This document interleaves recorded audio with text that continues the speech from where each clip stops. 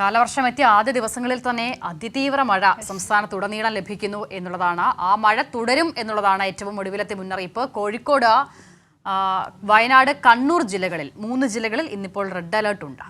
ബംഗാൾ ഉൾക്കടലിൽ ന്യൂനമർദ്ദം രൂപപ്പെട്ടതും പടിഞ്ഞാറൻ കാറ്റ് ശക്തമായി തുടരുന്നതും സംസ്ഥാനത്ത് മഴ ശക്തിപ്പെടാൻ കാരണമായെന്ന് കേന്ദ്ര കാലാവസ്ഥാ വകുപ്പ് അറിയിച്ചിട്ടുണ്ട്. ഇനി 5 ദിവസവും തുടർച്ചയായി മഴയുണ്ടാകും.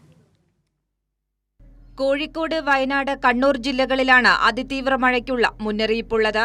പത്തനംതിട്ട, കോട്ടയം, എറണാകുളം, ഇടുക്കി, തൃശൂർ, പാലക്കാട്, മലപ്പുറം, കാസർഗോഡ് ജില്ലകളിൽ ഓറഞ്ച് അലർട്ടും തിരുവനന്തപുരം, കൊല്ലം, ആലപ്പുഴ ജില്ലകളിൽ ശക്തമായ മഴയ്ക്കുള്ള യെല്ലോ അലർട്ടുമാണ് നിലനിൽക്കുന്നത്. വരുന്ന 5 ദിവസം കൂടി ശക്തമായതു മുതൽ അതിതീവ്രമായ മഴ സംസ്ഥാനത്ത് തുടരുമെന്നാണ് കേന്ദ്ര കാലാവസ്ഥാ വകുപ്പിന്റെ മുന്നറിയിപ്പ്. അടുത്ത 5 ദിവസം പടിഞ്ഞാറൻ കാറ്റ് കേരളത്തിന് മുകളിൽ ശക്തമായി തുടരാനാണ് സാധ്യത. നിലവിൽ മണിക്കൂറിൽ 50 മുതൽ 60 കിലോമീറ്റർ വേഗതയിൽ വരെയാണ് കാറ്റ് വീശുന്നത്.